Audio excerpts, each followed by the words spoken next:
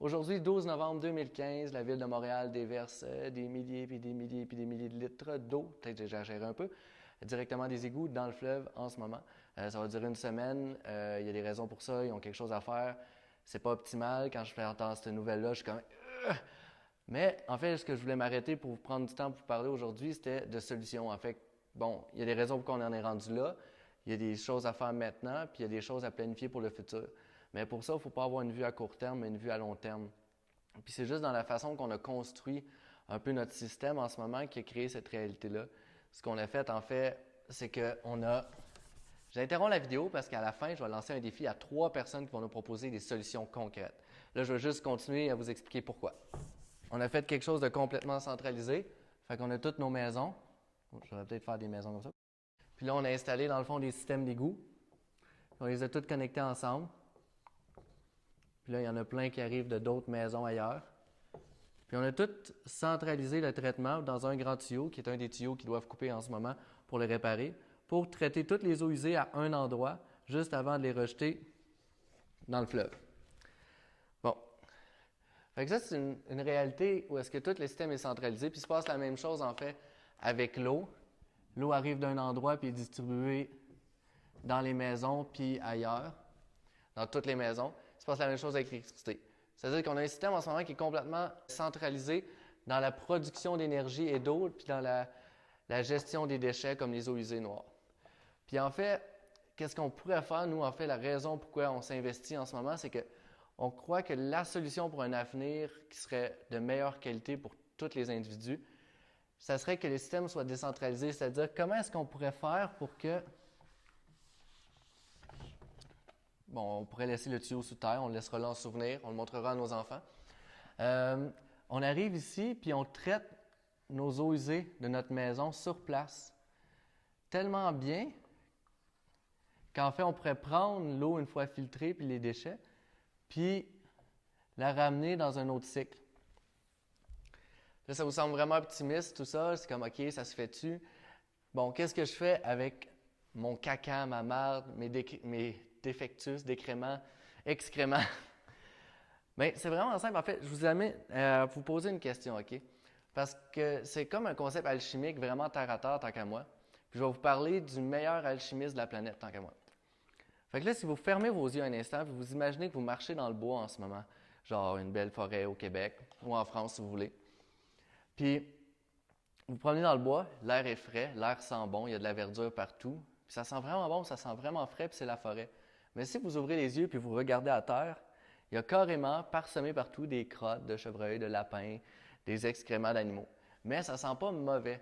Fait que la chose qu'il faut retenir de ça, c'est que quand la nature est dans son équilibre, c'est pas un déchet, ça, puis c'est pas quelque chose de dégueulasse, puis c'est pas quelque chose qui pue. Fait qu'il faut juste l'intégrer dans notre système avec le bon dosage pour que ça soit optimal, comme dans la nature, comme dans la forêt. C'est-à-dire que pour nous, en ce moment, nos excréments, c'est genre vraiment dégueulasse, mais si tu le donnes au meilleur alchimiste de la planète, une plante, bien, il prend ça puis te le transforme en fruit. Fait que c'est vraiment ça que toute la nourriture qu'on mange vient de sol qui a été fertilisé dans le meilleur des mondes, en fait, avec des engrais naturels, hein, on s'entend, qui est en fait des excréments. Fait que dans le fond, ça fait un cycle complet, puis les plantes, c'est nos meilleurs amis, parce que pour nous, qu'est-ce qui n'a pas de valeur, pour eux, ça en a vraiment beaucoup, puis ils nous donnent en échange des légumes puis des fruits, ce qui est vraiment optimal. Fait que dans le fond, l'idée, c'est de centraliser pour que chaque maison puisse gérer ses propres eaux noires. Et là, qu'est-ce qui se passe, c'est qu'on n'est plus dépendant d'un système centralisé, ce qui fait que si jamais il arrive un autre problème avec ça, bien, chaque maison est autonome pour ses besoins de base, puis aussi, chaque famille est autonome dans la gestion de ses déchets, parce qu'un des gros problèmes en ce moment, c'est qu'on prend tous nos déchets, puis on les collecte, on les envoie tous dans un endroit ensemble, dans un dépotoir. Fait que la solution encore là, c'est de voir comment on peut chacun subvenir à ses besoins électriques, subvenir à ses besoins en eau tout seul avec l'eau de pluie, traiter ses propres eaux noires sur place, faire une production de nourriture. Puis même si la nourriture, vous n'aimez pas ça, vous rappelez que la nourriture vient d'engrais naturels qui sont des excréments, bien, vous pouvez vous en servir juste pour faire pousser du bois, de la sauge, du saule, qui va pouvoir permettre d'alimenter un foyer pour pouvoir chauffer votre maison. Fait que dans le fond, vous faites une boucle fermée où est-ce que vous n'êtes plus en train de constamment garrocher vos problèmes et vos zones noires dans un système que c'est quelqu'un d'autre, un gouvernement, une municipalité qui doit gérer. C'est vraiment le fun qu'ils le font, mais moi, dans le fond, nous ici, on mise à créer des maisons, des solutions, puis à enseigner ces solutions-là. Fait qu'au cours de la semaine, on va vous envoyer d'autres solutions qui sont vraiment concrètes, comment faire ça, qu'est-ce qu'on peut faire. OK, voici les 3 personnes à qui je lance un défi qui peuvent nous proposer des solutions concrètes. Le premier à qui je le lance, c'est le gars qui aime le plus parler, c'est sûr qu'il va y répondre. Ça va être à Marc de Valhalla pour qu'il nous propose une solution à ce problème. Deuxième personne à qui je lance le défi, ça va être à